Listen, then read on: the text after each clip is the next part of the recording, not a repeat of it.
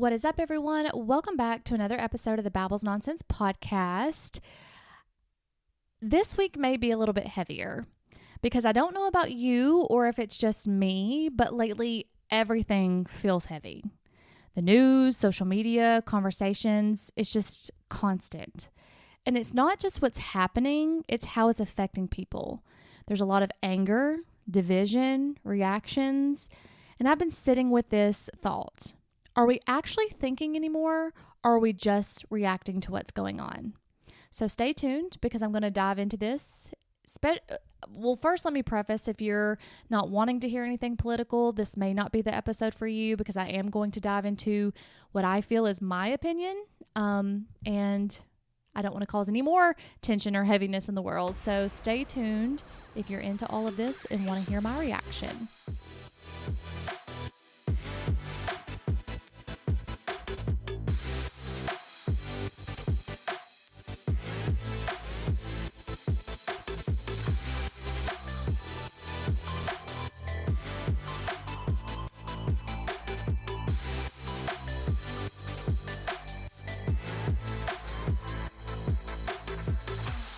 All right, guys, I first want to apologize for not putting out an episode last week and not even putting out an episode that I wasn't putting out an episode, because I typically try to do that just so that people are like, is she still there? Yes, I'm still here. Work has just been busy. Life has been busy. Life has been hectic and heavy, like I said in the intro. And sometimes we just got to pause and take a break so that we keep our sanity and all the things. But yeah, I'm going to try to do my best to explain my opinion on this episode. I don't want to have really an outline or an agenda, just real thoughts about the world we're living in right now and what it feels like to be someone who actually thinks in it, because let's be honest, it is heavy. And I'm going to emphasize the word heavy. And I think a lot of us aren't really confused. We're just exhausted from trying to make sense of things that don't really make sense in this world right now. And I'll be honest, I may have to go back on my social media break, because when I got back on, everything was fine. But then, of course, quickly, the algorithms and everything politically going on in the world, it's consuming me. And I may just have to get back off. But somewhere along the way, everything, it almost like became black and white. You're either this or you're that. You believe this or you're wrong.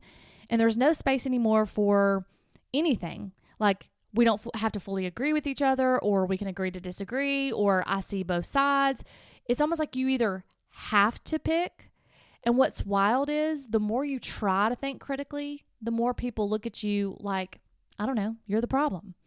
Like you're indecisive or uninformed. But in reality, you're just not willing to blindly follow something that doesn't fully sit right with you. But before we get into it any deeper, I just want to say that I'm in no way a political scholar, and no way am I. I'm sure I will say things incorrectly at some point in this podcast, but I've kept quiet on my platform, mostly with the exception of discussing how I felt about the Alex Preddy case when it came to humanity. And even then, I tried my best not to make it political and just focus on the humanity of it all. But with everything that's been going on since I've been back on social media, which has literally only been 2 weeks, I just felt it was time. So I encourage you all to listen. Maybe you will learn or see a different perspective, or maybe you can reach out to me and teach me a different perspective, because I'm all about listening and learning and growing. First, I just have to say, I do not support this presidency. I never have, and I most likely never will. So I don't know if that comes as a shock to some people, but I don't. Politics are supposed to be about the policy, and I understand that. Well, first, let me just say that I used to actually never really care about politics. I used to tell my friends, just figure it out and tell me who to vote for, because I've always been that person who was like, politics are corrupt, my vote doesn't count, mostly because of what I was influenced in coming from a small town. Until recently, when you see all of this stuff and how it's affected, but really it's our vote that counts. Maybe, I don't know. We're not getting into conspiracy theories on this, but our vote and our voice does matter. So I just wanted to say that real quick. So what I was saying is, yes, politics are supposed to be about the policy, but at some point in my opinion, it's hard to look past the personality of a candidate and the rhetoric surrounding that policy that's being introduced. And that's not coming from emotion alone in me. That's coming from observation, patterns, and paying attention. And right now, with everything feeling so extreme, with every headline being dramatic, every conversation turning into an argument, no matter who you're speaking to, and every opinion feeling like it's coming from a place of, well, obviously anger. And I don't think it's because people are suddenly more passionate about politics. I think it's because people are more emotionally manipulated than they've ever realized. We're constantly being fed things that trigger us, whether that be fear, outrage, frustration. And when everything feels so extreme, that truth kind of gets lost because people stop searching for what's right and start defending what they've already chosen, whether they even agree with it or not. Some conversations that I've had, people are not even agreeing with what I know their values and belief systems are. And we're not just being informed anymore. We're being influenced. We have also seen that in our government. And the perfect example is with the Alex Preddy case, where narratives were put online that they were pushing things before the full facts were known, and conflicting statements from leadership were put out there, and the things that didn't line up. And then we saw as a nation the truth by the video. And that can create confusion in people. That can create distrust. And here's the thing. We all know propaganda exists. We all know that we are being lied to. But I think the problem is we didn't ever really realize the full extent of it until now. Now that we have an example where we can say that didn't happen because there's more cameras than ever. There's more social media spreads like wildfire. It doesn't matter if you put something out there. You can't take it down. You personally may take it off your page, but once it's on the internet, it's out there. And when you see someone blatantly lie about something, when you saw something for yourself, but they're telling you didn't, that is true gaslighting. I know gaslighting is overused, and I know that people are tired of hearing it, but that is truly what it is in itself. And we are also living in one of the most politically divided times in our most recent history, or probably history ever. Since the first election of Donald Trump in 2016, research from Pew Research Center shows that political polarization has significantly increased, and that also includes political violence. And that could be verbal, physical, whatever. People are way more divided. We see it. People are less willing to hear each other out and more likely to assume the worst about the other side. And we hear about far right, far left. And we forget about people being in the interim, in the middle, but we can all feel that in real life currently. And I know that it's always been like, oh, the Democrats this or the Republicans that, and it was always been divided. But until that 2016 election, people were very quiet about who they voted for. And I do, in my personal opinion, feel like when administration gets on TV and starts talking very negatively about another party in a very condescending way, I guess, or unprofessional way, I feel like it gives people to feel the right to then start talking about whether it be their friends, families, or whatever in that same manner. And I'm not saying that all politicians are correct in the ads that they do or whatnot, but we've just never seen this kind of choice of words when it comes to debates and things like that than we have when it started in 2016. And that has been researched, and facts are out there. You can look them up. They're out there. And now we have people saying that they didn't vote for this. And I know this part is going to irritate some people, so I'm going to go ahead and apologize in advance. But your vote isn't just a reaction. It really is a responsibility. And that's something that I had to learn when I used to say, because again, I can put myself out there and say I was one of those people that truly didn't care to educate, didn't care to research, any of those things until it became so super important. But honestly, if we think about it, it's always been super important because we're cultivating a world not only for us, but for generations that come after us.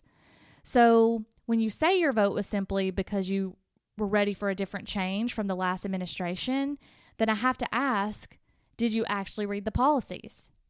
Because all of this that's going on right now was in there. Maybe not the war, but everything else was in the policies. And we all know that politicians lie, all of them. Our government is corrupt, all of them. They get rich off the backs of every hardworking American. So we know to some extent the policies they run on are most likely not the full truth. Like, that's why I know some people say they don't vote. But we also have to think about the personality behind those policies. I've had conversations with family members where they have said that people are either personality voters or they're policy voters. Well, again, this goes back to the conversation I had at the beginning, or the statement I said at the beginning. It's either this or it's that. Well, no, I think it's a little bit more nuanced than that. I think we have to look at both. I think personality is a big factor in politics. You could have the best policies, but the worst personality, or vice versa. You could have the best personality and crappy policies. I think it has to kind of go together. I don't think anyone is arguing that they don't want better policies, right? So the policies that were ran on this last election, whether that be immigration control, taxes, healthcare, I think what we're arguing about, and what people don't want to say truly what the argument is the implementation of that policy. That's the true problem. People, and I'll just use immigration as one of them because it's very controversial. Immigration, everyone's like, for example, if Democrats look at Republicans, they're saying, okay, you just want to deport everyone because it's an all or nothing statement, right? And then Republicans turn around and look at Democrats and say, you just want to let everybody in the country. I think there is a mix of that in between. And this is why I don't personally, I'm not like, I don't have a political affiliate. I don't consider myself a Democrat. I don't consider myself a Republican. Now, are there certain things that I agree more and kind of lean more towards? Probably. But that's just because of my values and my belief systems. And that's everyone. We're all entitled to that. But if we're talking about immigration, it's not always just black and white. Like, we need to, like, if immigration is the policy, let's have things in there like, why does our country have so many laws and so many rules, and it takes people forever to be able to get into this country? Why do we allow certain people of certain races, certain descents, easier pathways into this country?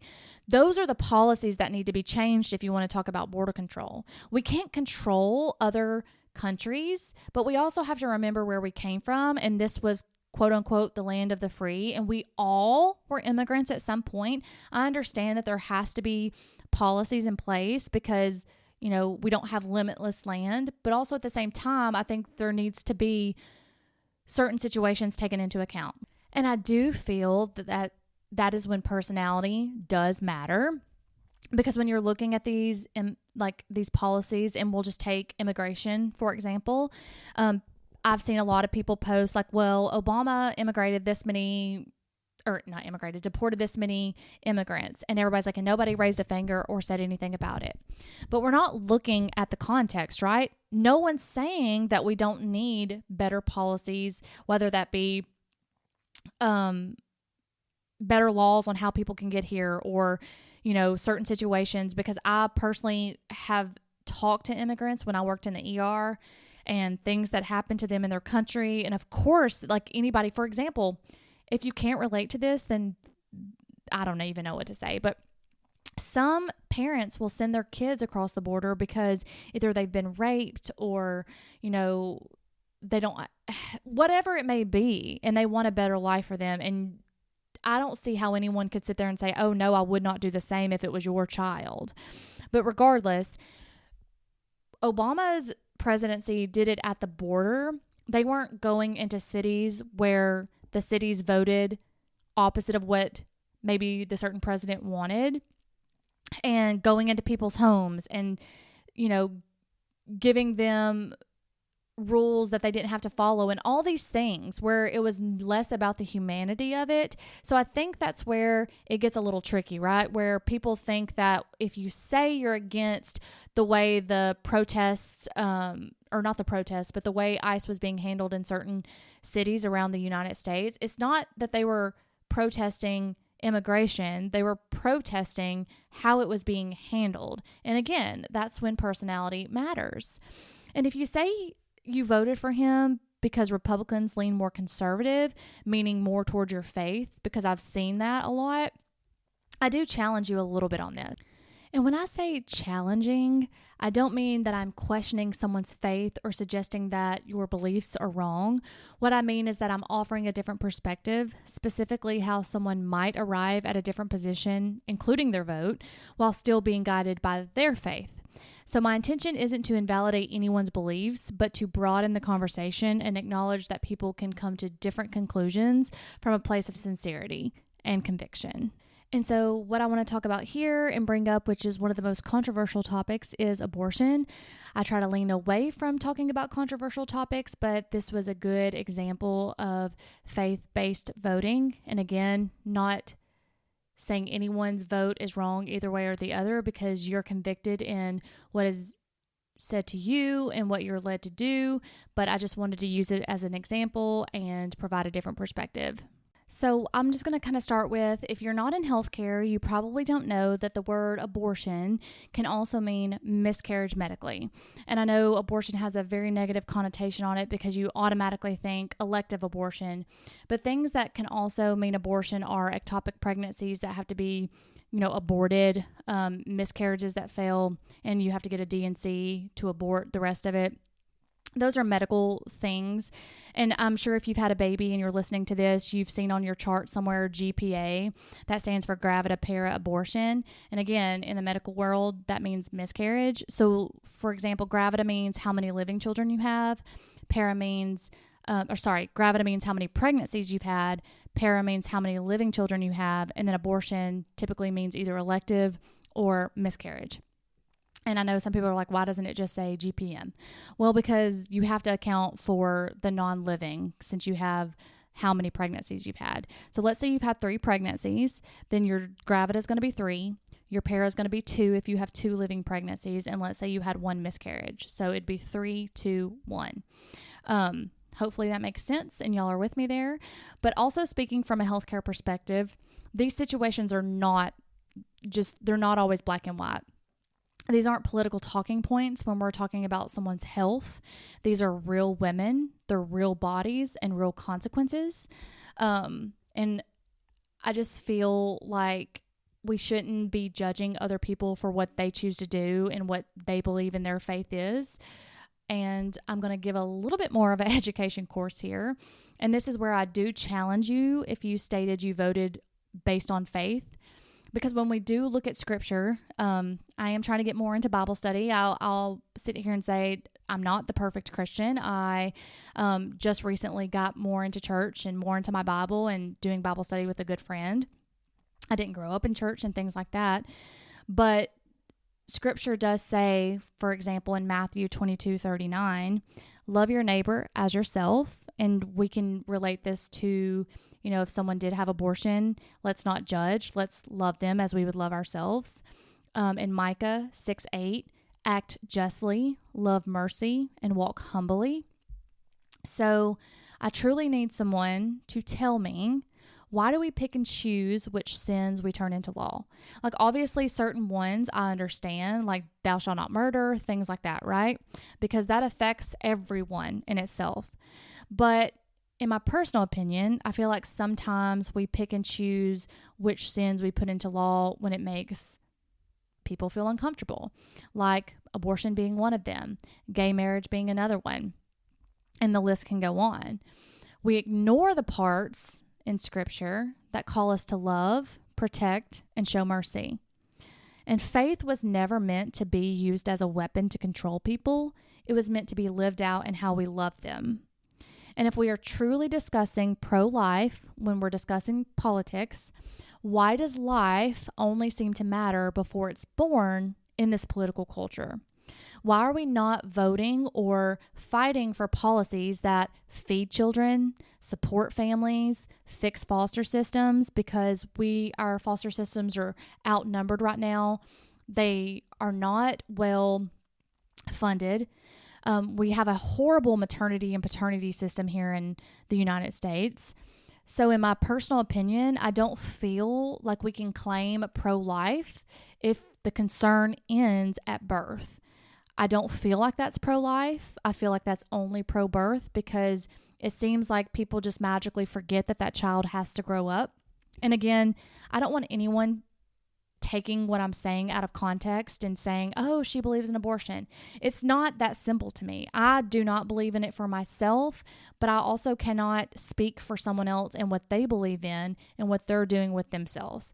All right, moving on to another way that people vote, and that can be sometimes that people vote based on who their family's voting for, what city they grew up in, maybe the culture they're surrounded with.